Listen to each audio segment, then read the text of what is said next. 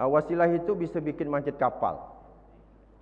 Nah, apalagi kalau kita Masjid Allah ini, konsep manajemen masjid ini kita urus betul-betul.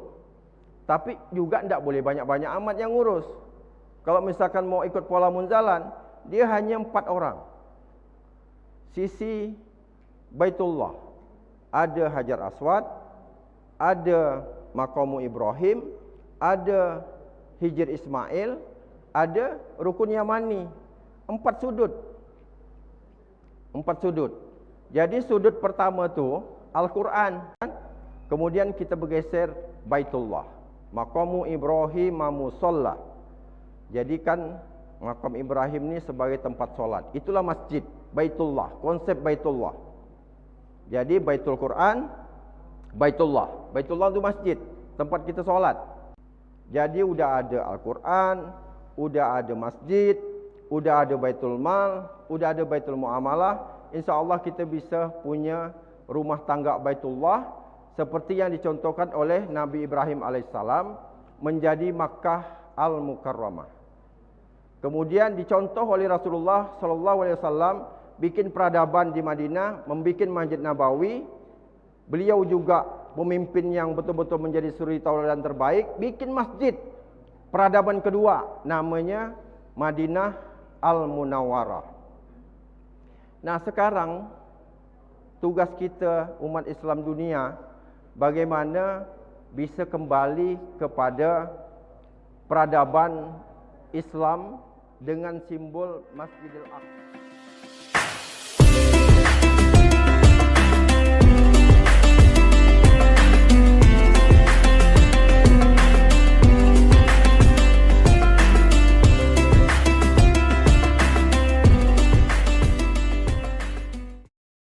A'udzubillahi minasyaitonirrajim. Bismillahirrahmanirrahim. Assalamualaikum warahmatullahi wabarakatuh. Innal hamdalillah wassalatu wassalamu ala Rasulillah wa ala alihi wa sahbihi wa mawalah. La haula wala quwwata illa billahil aliyil azim. Faqala Allah Ta'ala fi kitabil karim. A'udzubillahi minasyaitonirrajim.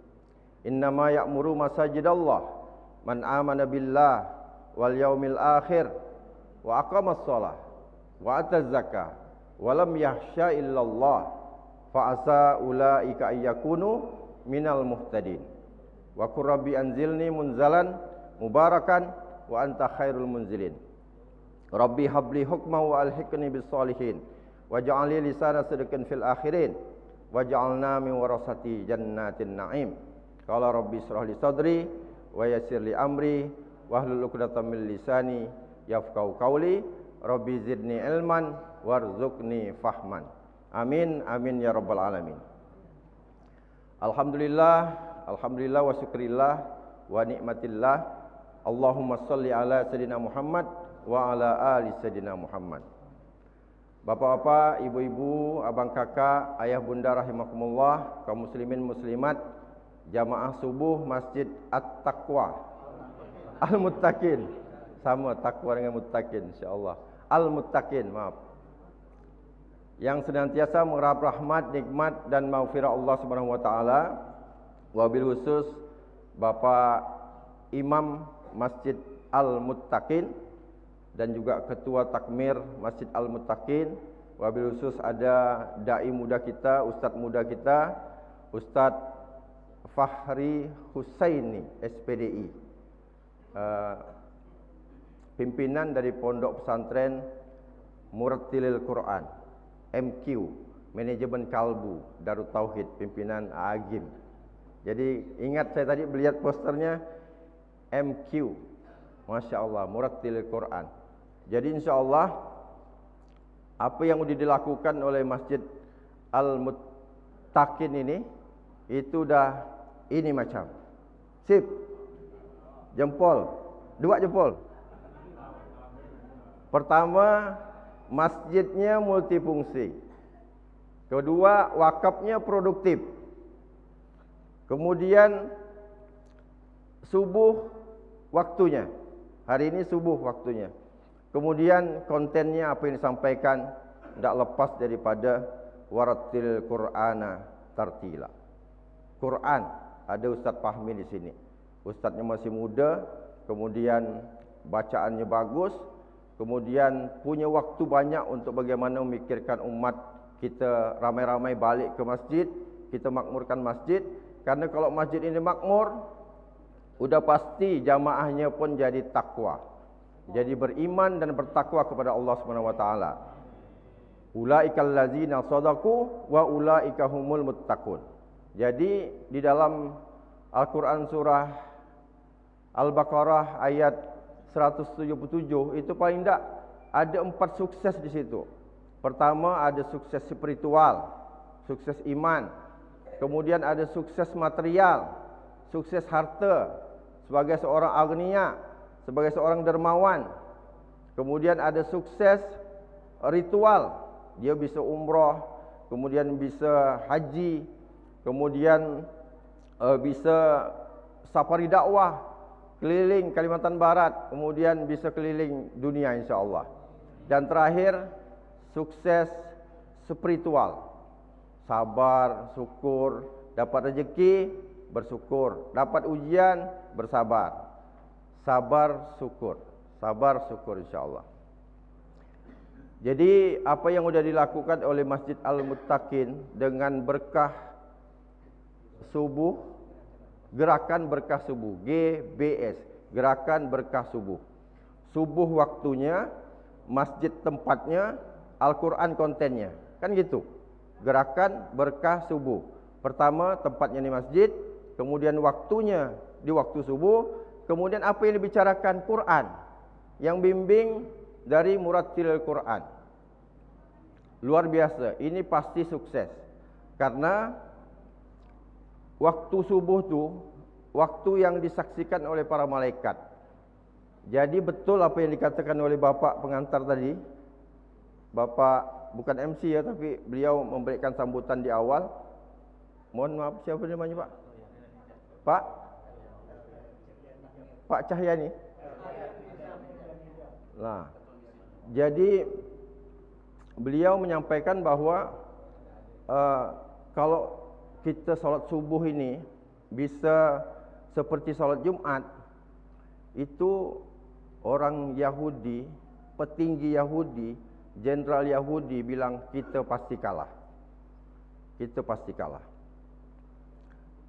Bagaimana cara kita bukan hanya hari Ahad mengadakan berkah, gerakan subuh berkah ini hari Ahad, tapi bagaimana manajemen masjid ini bisa membuat masjid ini penuh setiap hari salat subuh. Jadi harus ditargetkan, bikin gerakan, bikin suatu kegiatan yang memang bisa setiap hari subuh di sini. Jadi gerakan berkah subuhnya tiap hari. Nah, minimal habis subuh tu kita sarapan di sini sama-sama. Jadi gerakan berkah subuh plus makan-makan. Bertahap, memang baru hari Ahad kita adakan kegiatan seperti ini supaya memang di rumah kita masing-masing itu udah tidak perlu menyiapkan sarapan lagi. Kita tumpuk tengah. Di masjid ini kita setting ada dapurnya.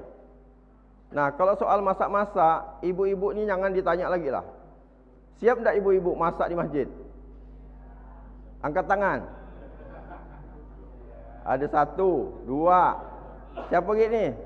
3. Siapa lagi? Baru 3 orang. Jamaah banyak ni mana bisa masak bertiga ni, tak cukup nanti. Takbir.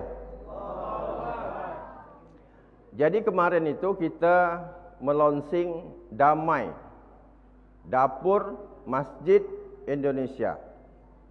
Jadi masjid kita di Jakarta itu alhamdulillah Masjid Kapal Munzalan dapat wakaf senilai 80 miliar. Jadi kok dapat wakaf 80 miliar tu, kalau kita ngumpulkannya dikit-dikit berapa lama? Mungkin 20 tahun pun tak akan mungkin bisa kita ngumpulkan dana 80 miliar. Di Pertukangan Selatan, persis depan pemberhentian busway Adam Malik. Jadi kalau kita dari Bandara Jakarta, Soekarno-Hatta, kita naik Damri, ambil Blok M, langsung Jakarta Selatan. Dari Blok M kita naik busway, ambil Tendian. Kemudian dari Tendian itu tembak lurus, berhenti di busway terakhir ada Malik. Begitu turun langsung Surau Duta Munzalan. Itu senilai 80 miliar. Ditambah 1 mobil baru dan 2 motor baru. Mobilnya Foxy, adiknya Alphard. Kemudian motornya baru PCX 2. Imamnya anak Mempawah, Ustadz Habibi. Anaknya Pak Kiai Haji Abdullah Almarhum, yang punya surau ataupun musola musyahadah di Kuala Mempawah, surau terbesar di Kalimantan Barat. Ukurannya ngalahkan masjid. Nah itu, jadi keberkahan subuh ini luar biasa sekali. Kami pun di Munzalan awal-awalnya tu bikin kegiatan seperti ini. Bahkan saya pakai bus Munzalan tu jemput jamaah. Karena memang lebih daripada 88% itu non-muslim. Kami itu di komplek Bumi Batara. Jadi komplek Bumi Batara 1, 2 itu developernya non-muslim. Namanya Pak Budi, Bumi Batara. Tapi alhamdulillah ada tanah wakaf kita di sana. Masih ada ukurannya 20 kali 23. Kemudian tanahnya 20 kali 23 itu kita bikin masjid kapal persis menghadapnya ke kiblat. Jadi agak serong dikit gitu dari jalan.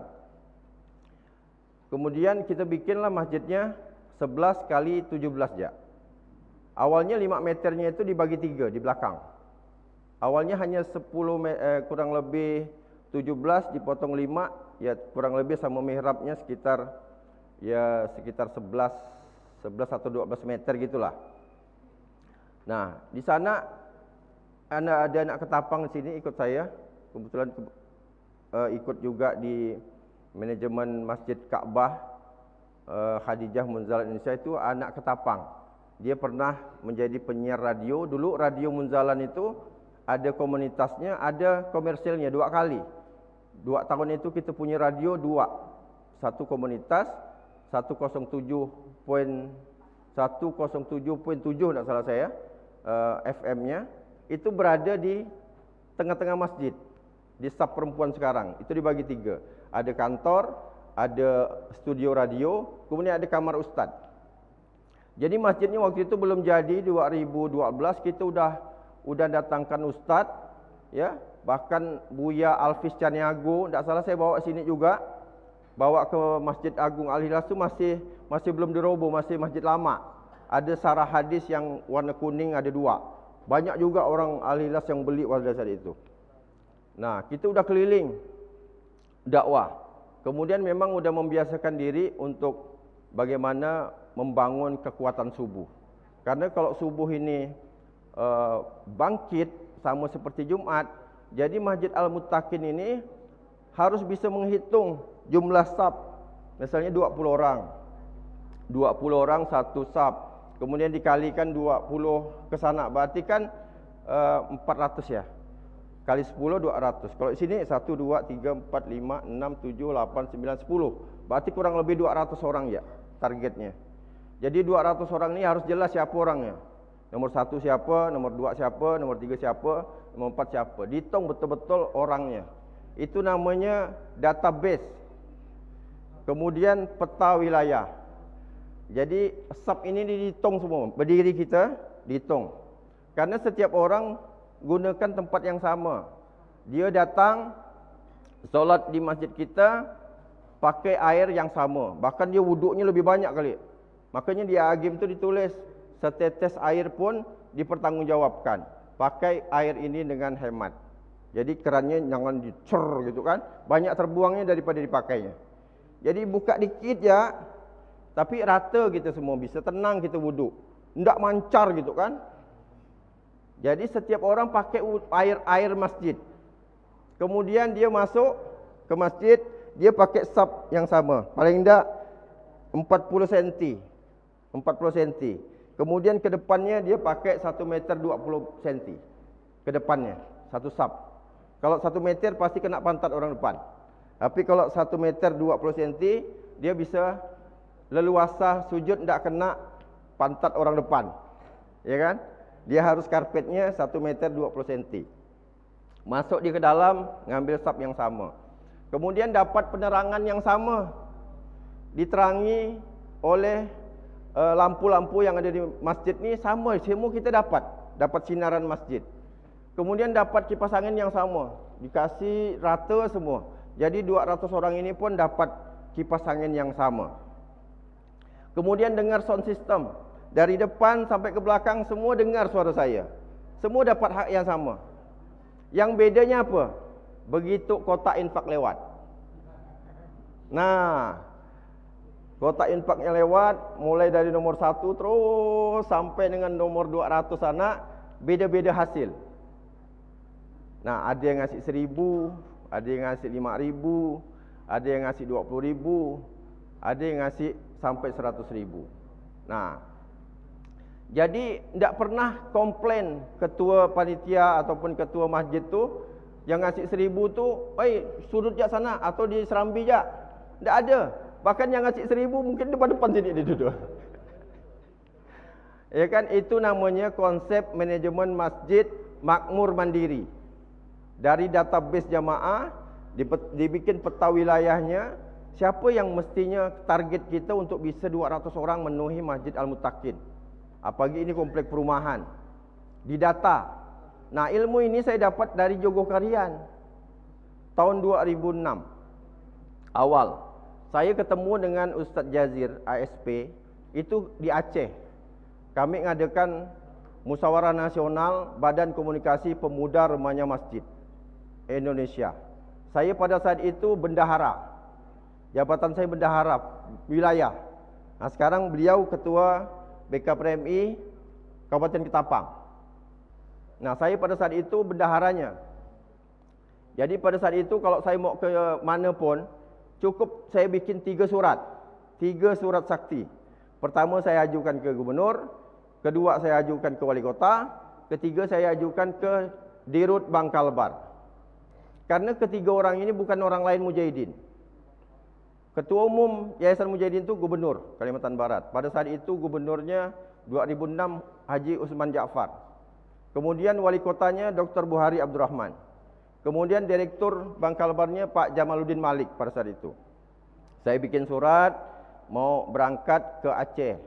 Perlu dana 15 juta beberapa orang. Nah, 15 juta itu bagi 3. Gubernur ngasih 5 juta, kemudian wali kota ngasih 5 juta, Dirut Bangkalbar ngasih 5 juta. Kalau 5 juta itu kecil bagi mereka ni, 3 ni. Jadi saya tidak sibuk-sibuk. Karena saya di Mujahidin tu paling lama dari tamat SMA. SMA saya 86 87, tamat SMA. 89 saya sudah keliling Jawa. 89. 19 tahun saya pakai kapal laut dari Pontianak ke Semarang. Pakai laut ke Semarang, dari Semarang kami pakai mobil pergi ke Solo, pergi ke Jogja, kemudian ke Semarang, naik ke Cirebon, naik ke Bandung, kemudian sampai ke ke Jakarta. Itu hampir separuh Pulau Jawa, tidak sampai ke Bali ya. Tidak sampai ke Bali. Itu umur saya 19 tahun. Udah dapat tugas dari Mujahidin, Masjid Raya Mujahidin untuk studi banding ke Masjid Istiqlal, ke Masjid Sunda Kelapa, Menteng, kemudian Masjid Keramat Raya 45, Masjid Al-Furqon, masjid yang didirikan oleh Dr. Muhammad Nasir. Dr. Muhammad Nasir ini Perdana Menteri Indonesia yang pertama yang mendeklarasikan negara kesatuan Republik Indonesia dengan mosi integralnya, supaya Indonesia ini dari banyak pulau bisa bersatu. Namanya NKRI. NKRI harga mati. Jadi kalau sekarang tuh banyak orang klaim NKRI harga mati, NKRI harga mati. Yang bikin tuh ulama kita, Dr. Muhammad Nasir, yang mendirikan Dewan Dakwah Islamiyah Indonesia. Dewan Dakwah Islamiyah Indonesia. Termasuk di Ketapang ini, saya datang pertama kali wasilah ketua Dewan Masjid, ketua Dewan Dakwah. Tapi beliau udah tidak ada, dah wafat dah. Itu betul-betul murid Pak Nasir yang ditugaskan di Ketapang. Sayang Allah lupakan nama saya. Namanya beliau lupakan. Itu betul-betul diutus oleh Pak Nasir. Sama kayak di Mempawah itu Pak Tusiranayat Rasid. Pak Askandar di Mempawah. Itu sampai bikin pondok pesantren, pondok modern Gontor, pondok modern Darussalam Sengkubang. Nah, jadi umur saya 19 tahun itu udah ditugaskan dari Masjid Raya Mujahidin karena saya tamat SMA, udah bantu di Masjid Raya Mujahidin. Jadi tamat SMA, umur saya sekitar 87, 88, tamat SMA, umur saya 17, 18 tahun. Itu udah nyambut Pak Zainuddin MZ tahun 86. Pak Zainuddin MZ, itu saya udah bawa beliau. Belum terkenal sama sekali. Keliling sampai ke Sambas pingsan. Kemarin anak juga gitu. Sampai di Sambas pingsan juga. Ya Allah, Ustaz Sauki. Nah, kemarin Ustaz Sauki tidak sampai ke sini karena tumbang juga. Jatuh di Kendawangan sana. Pakai mobil, pakai motor ATV. Balapan di Kendawangan. Kemudian dijadwalkan di sini karena beliau sakit, gagal. Paling tidak yang bawa anak Pak Zainuddin datang dulu itu. Bagus nanti. Insya Allah nanti beliau datang lagi. Anaknya Pak Zainuddin ini bahkan dengan anak adiknya yang bungsu. Namanya Ustaz Zaki. Udah deal dengan kita. Kebetulan kita lagi membangun masjid Ka'bah. Miniatur Masjid Ka'bah, kita bikin 10 kali 10. Ini arsiteknya kebetulan kita datangkan Kak Walijah, Bunda Walijah. Beliau yang merancang Masjid Ka'bah, itu betul-betul miniatur daripada Ka'bah benaran di sana. Jadi kalau kita praktek manasik, kita belajarnya dalam Ka'bah. Setelah kita praktek mau tawaf, kita keluar daripada masjid. Kita bisa keliling di sana, bisa tawaf betul-betul karena ukurannya hampir sama. Kalau yang asli kurang lebih 13 meter, kita bikin 10 meter ya. Bikin 10 meter, tidak boleh sama persis. Ya, kita kecilkan dikit. Jadi Bunda Walijah ini juga yang menggambarkan arsitek Masjid Kapal Munzalan Ketapang. Jadi minta doa dari abang kakak, ayah bunda rahimakumullah. Niat Bang Haji Edi ini udah ada untuk dirikan Masjid Kapal Munzalan di Ketapang. Cuma tempat yang diberkahi itu kita tidak tahu masih mencari nih tanah-tanah mana. Kalau tanah wakaf beliau ini udah ada, tapi di Tanjung Belandang sana. Ada sekitar 10 km dari sini. Udah pernah saya datang ke sana. Udah cocok benar kalau misalkan itu menjadi masjid ikon wisata religi untuk ke sana. Jadi Ketapang ini bisa saja nanti 2-3 masjid kapal bisa saja terjadi. Bisa ada masjid kapalnya di tengah kota menjadi ikon kota Ketapang, kemudian menjadi ikon wisata religinya di Tanjung Belandang, kemudian punya masjid Ka'bah juga di Ketapang supaya nanti KBIH semua tuh tinggal praktek di situ. Kemudian dikasih minumnya gratis lagi, dikasih makan gratis lagi karena punya dapur umum. Nah, kebetulan saya bawa istri. Dari pertama saya di Mujahidin, mendampingin dakwah ustadz yang senior-senior lah, mulai dari Kiai Haji Ali Yafi, Kiai Haji Hasan Basri, Anwar Haryono, kemudian Syuhada Bahri, kemudian Pak Zainuddin MZ, kemudian Qasim Nur Seha, kemudian yang senior lagi, ya katakanlah Aagim. Aagim itu saya bikin proposalnya datangkan Aagim 150 juta. Dan juga diselesaikan tidak banyak, paling 10 surat. Tak ada proposal. Saya ngajukan ke gubernur langsung dapat 75 juta. Ngajukan ke Dan Lanut Supadio, dia minta jadwal dia kasih helikopter. Dapat helikopter. Helikopter sekali terbang sekarang 50 juta. Jadi saya pernah bawa Aagim ke Sambas. itu pakai helikopter dari Lanut Spadio, dari hanggar, naik setengah jam, tereng sampai ke kompinya Sambas, lapangan kompi. Turun di Sambas. Itulah yang paling luar biasa datangan Agim tu. Proposalnya sampai 150 juta. Pendampingnya tu belasan orang. Datang dulu, datang setengah, datang terakhir. Jemput lagi. Luar biasa, dah kayak presiden dah Agim tu. Tapi bisa kita datangkan karena dekat dengan kekuasaan. Dapat fasilitas, hanya minta jadual di hanggar. Hampir Agim datang lagi sekali mau menerbangkan pesawat tempur. Dia udah naik dari pesawat tempur di hanggar, udah jalan gitu mundur lagi. Jalan gitu mundur lagi. Kalau misalkan masih ada waktu 2 jam ya, Agim tu udah bisa terbang pakai pesawat tempur di Pontianak. Dijanjikan dia mau datang lagi. Tahu-tahu langsung heboh yang beliau poligami. Langsung senyap. Ya kan? Tapi sekarang udah mulai move on lagi dah. Darul Tauhid dah mulai ramai lagi, tapi beliau udah ganti pola, tidak seperti dulu lagi. Jadi saya ketemu terakhir kemarin di Masjid Al-Latif di Blok M. Ada pasar raya Blok M, ada bangunan lantai 6, di situ ada Masjid Al-Latif. Kalau mau ketemu Agim hari Kamis, kuliah duha. Kuliah duha hari Kamis, pasti ketemu Agim. Masuk ya ke pasar raya Blok M tu, cari Masjid Al-Latif, ikut kajian duha di sana. Yang ikut manajer semua. Hari Kamis, jamnya jam 9. Siapa yang bisa datang? Coba pikirkan. Hari Kamis, jam kerja, jam 9 sampai Zuhur berjamaah. Kalau kita ngadakan di sini, siapa yang mau datang? Ayo. Agim bikin itu, yang datang direktur-direktur, manajer-manajer, yang punya anak buah. Jadi dia bosnya gitu, bah. Jadi kan artinya pengajian bos-bos. Nah, setiap beliau tausiah Majlis Al-Hikam, kajian tauhid, Darut Tauhid, itu selalu ada yang masuk Islam. Nah, kebetulan adik daripada istri saya ini masuk Islam, saya arahkan ke sana. Enggak, katanya. Biar Agim, katanya. Saya mau masuk Islam dengan saudara saya sendiri. Itu adik istri saya. Datang ke Pontianak, mungkin 3 tahun atau 4 tahun yang lalu, masuk Islam.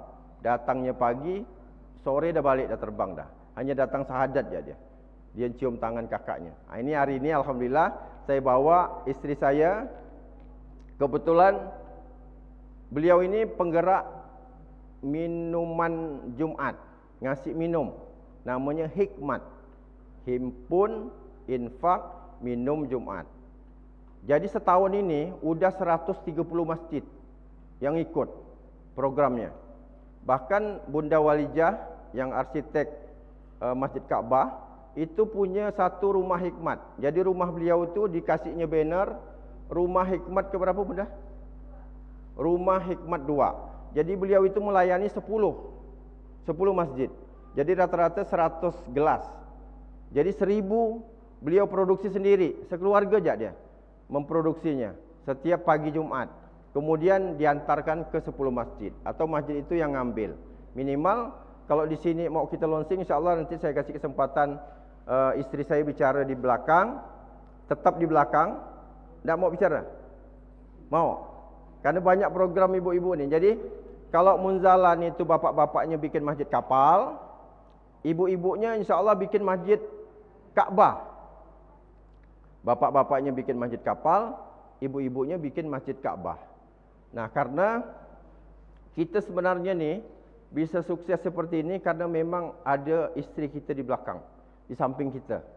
Di sisi kiri kita ni ada istri yang mendampingin suaminya supaya sukses. Karena kita begitu nikah, kita udah membuka tabir rezeki. Jadi jomblo-jomblo sini ni segeralah menikah. Jangan sampai lewat 25 tahun belum nikah-nikah lagi. Nanti jadi bujang lapuk. Jangan sampai nanti jadi bujang lapuk. Kemunzalan banyak bidadari dunia yang siap menjadi makmummu. Masya Allah. Ya kan? Nah, macam saya contohkan Bang Haji Edi. Beliau nikah sama istri pujaan hati beliau. Berdua aja bisa punya aset. Berdua. Nikah. Kemudian dia berniaga di jalan Allah. mencari rezeki yang halal, wa halallahu al-bai'a wa harrama riba, kemudian wa yurbis sadaqah, ya kan?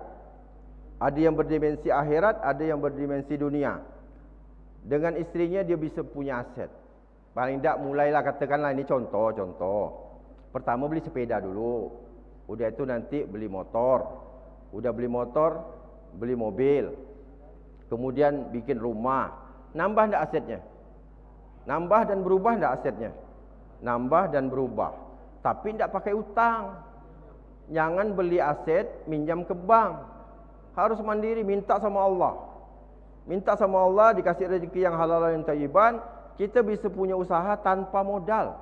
Modalnya modal dari Allah. Allah kasihkan orang baik, diketemukan dengan korelasi yang bagus, diketemukan dengan partner bisnis yang jujur, tanpa modal. Kita al-amin tuh, Rasulullah tuh modalnya akhlak ya.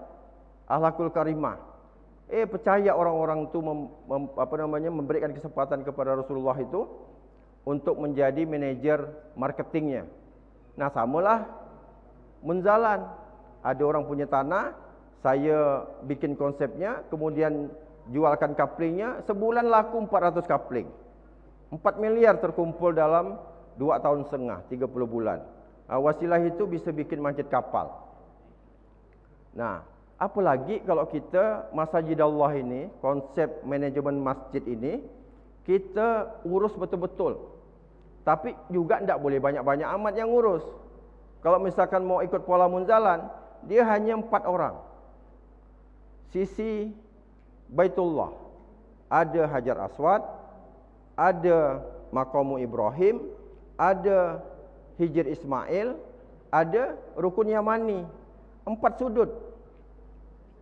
4 sudut. Jadi sudut pertama tu Al-Quran, yang paham Al-Quran. Jadi Ustaz Fahmi ini sudut Hajar Aswad. Dia harus Masjid Al-Muttaqin ni harus ada Al-Qurannya. Kalau di munzalan tok hajinya. Yang mulai start untuk keliling. Nah, begitu Al-Qurannya sudah ada di masjid ini, ada yang ngajar Quran, ada ustaznya yang bisa muratil Quran tartila, ngajarkan kita kaulan sakila, kaulan ma'rufa, ya kan? Kemudian kita bergeser Baitullah, Maqamu Ibrahim musalla. Jadikan Maqam Ibrahim ni sebagai tempat solat. Itulah masjid, Baitullah, konsep Baitullah. Jadi Baitul Quran, Baitullah. Baitullah itu masjid, tempat kita solat. Subhanallazi asra bi abdihi lailan minal masjidil haram ilal masjidil aqsa allazi barakna haulahu. Jadi pergerakan antara dua masjid ni pasti ada keberkahan. Jadi Masjid Al-Muttaqin ni harus punya partner masjid lain. Harus punya saudara, mitra. Katakanlah Masjid Al-Muttaqin ini bermitra dengan Masjid Al-Mu'amilun, Pak Uti, 2. Dari Kedamin, Kedamin. Kauman, dari Kauman ke Mulyakarta. Kauman Mulyakarta. TikTokan ni berdua. Pasti ada keberkahan. Dua-duanya dapat berkah. Kadang kita ngamalkan subhanallazi asra bi abdihi lailan minal masjidil haram ilal masjidil aqsa allazi barakna haulahu. Pasti ada keberkahan. Bagaimana lagi kalau di Ketapang ni udah banyak mitranya, ada bang apa? Yang bikers, Bang Soleh, ada punya masjid juga, ada kawan punya masjid juga. Jadi masjid ini bersatu dia. Karena yang nyambut munzalan, nyambut kami di sini ni orang-orang yang punya masjid semua. Pak Uti, Pak Soleh, Bang Kus, itu ada masjid-masjid binaan yang ini harus bersatu dia. Jangan ego masing-masing mau mantapkan masjidnya seorang. Jadi harus berjamaah. Harus berjamaah. Ada 4 pola tadi itu. Pola 4 bait tadi itu. Bait Quran, Baitullah, kemudian ada Baitul Mal. Baitul Mal ni Hijr Ismailnya, semangat berkorban. Zakat, infak, sedekah, wakaf itu dikelola secara profesional oleh Baitul Mal. Kemudian yang keempat ada Baitul Muamalah, bisnis. Wa halallahu al-bai'a wa harrama riba. Bisnis juga, jual beli juga. Bisa seperti Abdurrahman bin Auf, bisa seperti Utsman bin Affan. Tak ada pakai bank. Kaya raya gak dia, punya emas batangan. Ada ke bank pada saat itu? Tak ada bank, yang ada Baitul Mal. Jadi kita bikinlah Baitul Mal. Yang kita ikut ni siapa sebenarnya? Mau ikut pola Rasulullah, Nabawi atau Ribawi? Dua aja pilihannya. Mau Nabawi atau Ribawi. Nah, Ribawi sekarang inilah yang memimpin peradaban. Jadi dia punya pencakar langit tinggi-tinggi itu jangan heran. Bisa-bisa dia berhutang gak? Nyicil gak? Jatuh tempo, pening kepala. Ya kan? Nah, jadilah saudagar seperti Bang Abu Nayar. 9 cabang nasi goreng Abu Pontianak. Ini saya bawa beliau. Itu jadi contoh suri tauladan bagaimana beliau itu berniaga tanpa riba. Awal-awalnya sama dengan kami, hampir nak bikin masjid tu nak minjam ke bank tak? Bayangkan. Karena 2 tahun setengah bakal masuk uang 4 miliar. Tapi karena kepingin cepat bikin masjid, ngajukan ke bank. Meskipun bank syariah, hampir saya sebut, bank syariah. Tapi disurvei, alhamdulillah tak lolos. Nak minjam 1 miliar. Tak ada lolos, alhamdulillah lah. Tak kenal bank. Sampai bikin masjid bisa gak? Berdiri gak masjid kapal 1, masjid kapal 2, masjid kapal Ampera, masjid kapal Sedam. Bisa berdiri juga alhamdulillah. Tanpa bank. Nah, balik lagi tadi, itu ada Baitullah. Itu seperti laki-laki, seorang laki-laki, Ibrahim. Baitullah itu Ibrahim, bapak. Nah, bapak ini punya pasangan namanya Siti Hajar. Siti Hajar itu, Hajar Aswad tadi itu induk daripada amalan. Quran dulu. Kalau mantapkan Qurannya insya Allah beres. Karena memang induk daripada segala amalan, Al-Quran. Jadi kita harus belajar Al-Quran di masjid. Jadi suami istri tadi itu udah kompak dia. Udah kompak, udah jalan di Baitullah ini. Kemudian ada guru yang ngajarkan seperti Ustaz Luqmannya, ada Nur Hasannya sebagai to'iyahnya. Kemudian melahirkan anak namanya Baitul Mal. Disitulah dia ada Bang EN. Nah, Bang EN sekarang ini udah punya cucu namanya Bang Imam Muttaqin. Menjadi direktur Baitul Mal Munzalan Indonesia yang didirikan oleh, yang dipimpin oleh Bang Haji Edi Karnain sebagai branch manager Baitul Mal Munzalan Indonesia. Siapa tu Bang Imam? Bang Imam tu pimpinan bank. Bank benar-benar, bukan bank-bangan. Bank BTPN, branch manager, keliling Papua, Jambi, kemudian Pontianak. Karyawannya sampai 23 orang dah salah saya itu. Beliau hijrah dari bank konvensional masuk Munzalan. Yang tadinya bergaji puluhan juta, masuk Munzalan tak ada gajinya. Tapi alhamdulillah bisa dapat rumah wakaf, bisa dapat kendaraan wakaf. Karena hakikatnya kita ni kan hak pakai je, Pak. Hak pakai. Rasulullah tu tidak ada hak miliknya. Rumah pun tak ada Rasulullah tu. Di Madinah tu dia bikin masjid dengan duitnya sendiri. Beli tanah, putus dengan anak yatim. Anak yatim ni mau wakafkan dengan Rasulullah. Allah tu bimbing Rasulullah tu jangan kau terima wakaf. Kau beli. Nanti baru kau wakafkan. Nah itu sama dengan Munzalan. Kami jual beli dulu, dapat duitnya, eksekusi masjid. Jadi punya otoritas, To'iyah punya otoritas dengan Tok Haji. Tok Haji, CEO masjid, punya otoritas untuk mengatur Ashabul Yamin. Kalau saya punya otoritas mengatur Munzalan. Wong kita yang dirikannya. Tak ada yang ngatur-ngatur saya. Tak ada yang ngatur-ngatur Tok Haji. Kalau Tok Haji dengan To'iyah udah akor dah, selesai. Yang lain ikut semua. Nah bisa tak kira-kira pola itu tu dilakukan di Masjid Al-Muttaqin. Meskipun masjid ini didirikan ramai-ramai, tapi 200 orang yang sudah terdatabase tadi itu musyawarah besar. Musyawarah besar Masjid Al-Muttaqin menentukan 4 unsur pimpinan pondok Masjid Al-Muttaqin. Didaulatlah siapa yang Baitul Qurannya, siapa yang To'iyahnya, siapa Tok Hajinya, siapa Bung Bennya, siapa AN-nya. Kira-kira gitu, Pak. Siapa Abu Bakarnya, siapa Umarnya, siapa Utsmannya, siapa Alinya. Kita ikut pola Rasulullah, punya sahabat 4. Karena kalau kita mau seperti Rasulullah tidak mungkin bisa. Karena beliaulah yang maha sangat sempurna. Kita ngikut sahabat jalah. Khulafaur Rasyidin jalah. To'iyah inilah Abu Bakarnya. Bung Ben tu garang. Itulah Umarnya. Utsman bin Affannya ni sekarang ustaz yang paling kaya ni di Indonesia, Ustaz Luqman. Dialah Uthman bin Affan. Kemudian siapa yang paling cerdas, paling pintar mengatur sistemasi, optimizer, nyemunzalan? Bang EN. Sempurna udah 4 orang. 4 orang. Jadi 4 orang ini bikin lagi. Saya mengkader Ustaz Adia, pusat dakwah kemasjidan. Kemudian Tok Haji mengkader Ustaz Andika untuk di amal pendidikan. Kemudian Bang EN mengkader Bang Imam sebagai wakil pengasuh amal sosial untuk bagaimana menggerakkan Baitul Mal. Kemudian Bang Bung Ben Baitul Muamalah mengkader Ustaz Jericho dari Jogja untuk menghandle amal usaha. Jadi udah ada Al-Quran, udah ada masjid, udah ada Baitul Mal, udah ada Baitul Muamalah. InsyaAllah kita bisa punya rumah tangga Baitullah seperti yang dicontohkan oleh Nabi Ibrahim alaihissalam menjadi Makkah Al-Mukarramah. Kemudian dicontoh oleh Rasulullah sallallahu alaihi wasallam bikin peradaban di Madinah, membikin Masjid Nabawi. Beliau juga pemimpin yang betul-betul menjadi suri tauladan terbaik, bikin masjid peradaban kedua namanya Madinah Al-Munawwarah.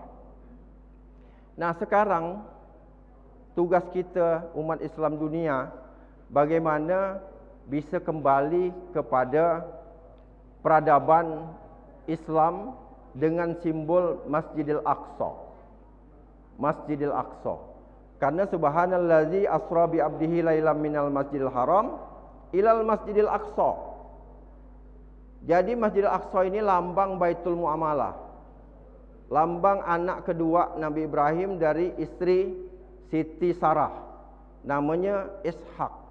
Ishak ini melahirkan Yakub. Yakub inilah bapaknya Yahudi. Karena anak keturunan dia ni ada yang membangkang. Ghairil maghdubi alaihim waladdallin. Jadi yang Yahudi membangkang, durhaka.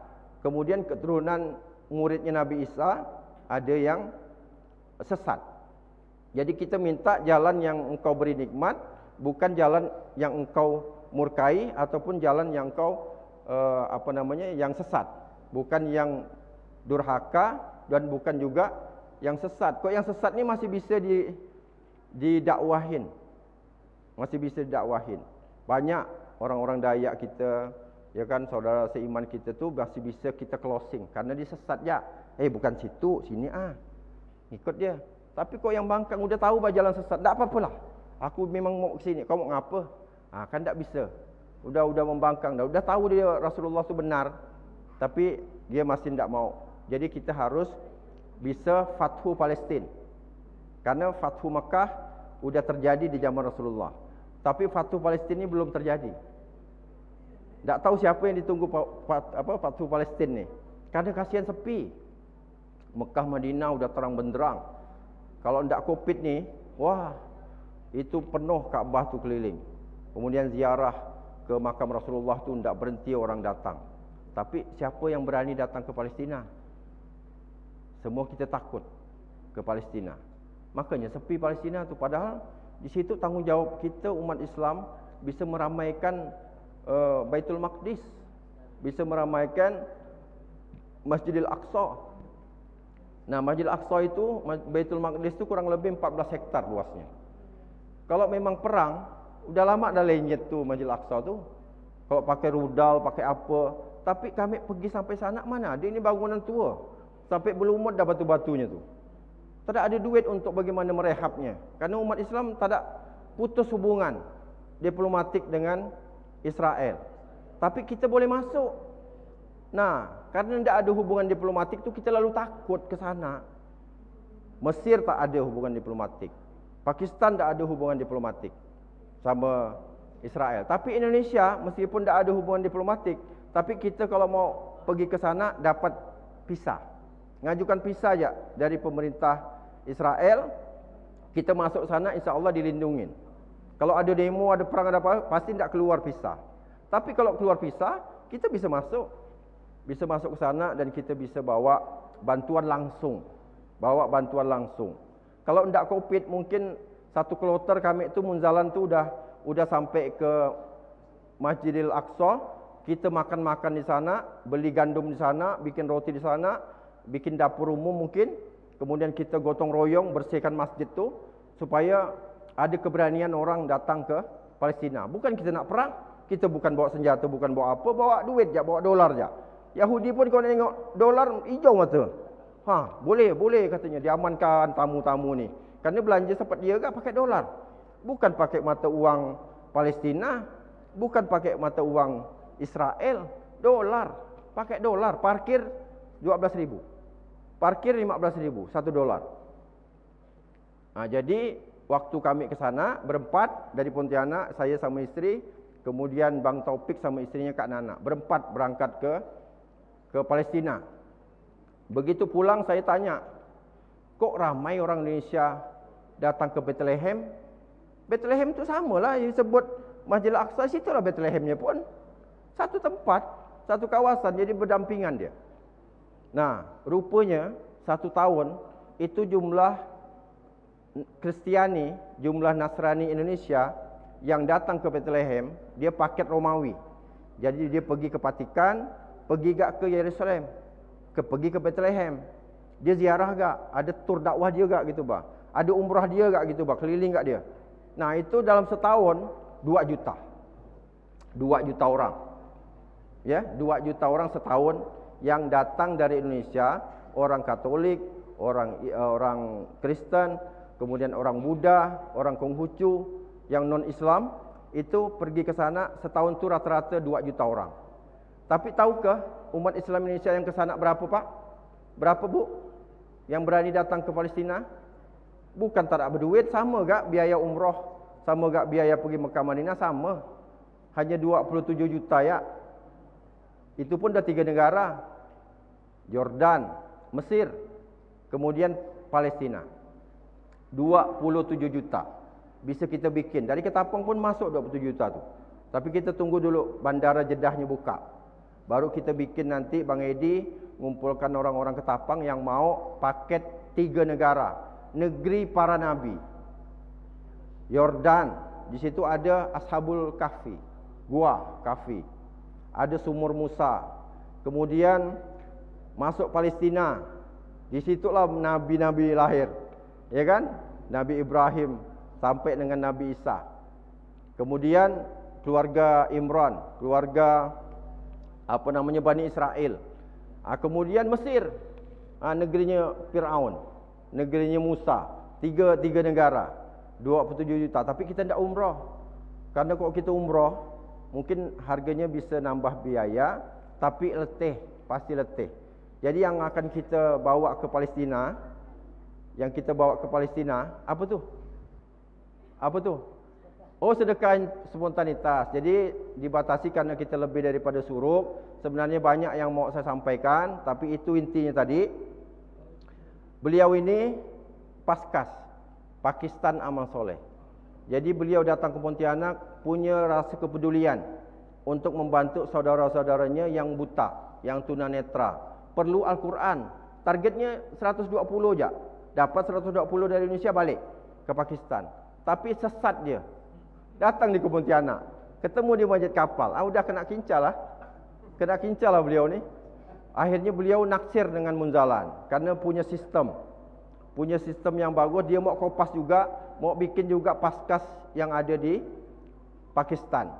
Bapaknya pun dah setuju mau bikin rumah, dijadikan surau, dijadikan pusat dakwah untuk bisa bikin Masjid Kapal munzalan di Pakistan. Jadi nanti ada program PP Pontianak Pakistan. Nah, sekarang alhamdulillah bisa KTP. Jadi Ketapang Pakistan. Nah, jadi beliau ini udah 80 Quran udah dapat dah. Jadi sepertiga lagi, masih ada 40 Quran, masih sampai dengan tanggal 19. Saya bawa sampai ke Sambas nanti, kemudian tanggal 19 beliau pulang. Tapi bapak-bapak yang pengurus masjid mau patungan 100.000, 35 orang bisa dapat 1 mushaf. Berarti kalau 70 orang bisa dapat 2 mushaf. Karena 1 mushaf itu harganya 3,5 juta. Kapan lagi duit kita ni, wakaf kita bisa sampai ke Kashmir? Mudah-mudahan duit dulu kita kirim dalam bentuk mushaf Quran, braille, orangnya nanti nyusul. Kita akan bikin paket tur dakwah juga dari Pontianak, Pakistan. Kita hitung biayanya betul-betul biaya mandiri, tak ada ngambil untung sikit pun. Tak ada ngambil untung, kita tak bikin travel karena beliau yang langsung mimpin. Tamu-tamu dari Pontianak. Kita batasi 40 orang. Siap-siap di bulan Maret. Siapa nak ke Pakistan, siap-siap nyiapkan dananya untuk kita bisa ke Pakistan. Kashmir, kata Bang Haji Edi, itu serpihan surga di dunia. Indah banget. Maka ini perebutkan orang. Diperebutkan, Kashmir ini diperebutkan antara Pakistan sama India. India itu Hindu yang orang Islam lagi solat pun ditembak-tembakin mereka. Ini perlu kita support dengan doa, dengan gerakan wakaf. Mungkin kita bisa fundraising dulu. Nanti ada sorban diletakkan di tengah-tengah. Jadi kita sambil salawat, sambil bersedekah. Berapapun, tidak ada masalah. Nanti mungkin takmir masjid berfikir, ya kita masih ada waktu, kita patunganlah atas nama Masjid Al-Muttaqin. Kita geser ke Masjid Kaabah. Nanti Masjid Kaabah, rekening Masjid Kaabah itu yang akan membuat satu utusan yang mengantarkan langsung ke Palestina. Ke Kashmir, ke Pakistan insyaAllah.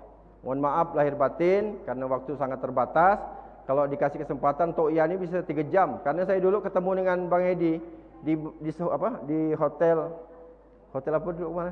Maestro. Saya ketemu beliau ini lagi ngisi kajian wakaf produktif, itu saya 3 jam ngomong. Programnya Basnas pada saat itu. Jadi alhamdulillah kita bisa ketemu, tapi saya jarang ngomong di depan, tapi langsung kita bikin diskusi kecil untuk bisa menggerakkan potensi yang ada di sini insyaallah. Mohon maaf lahir batin. Apa tuh? Nah, di sini cobalah mungkin kasih kesempatan istri ngomong juga sebentar. Assalamualaikum warahmatullahi wabarakatuh.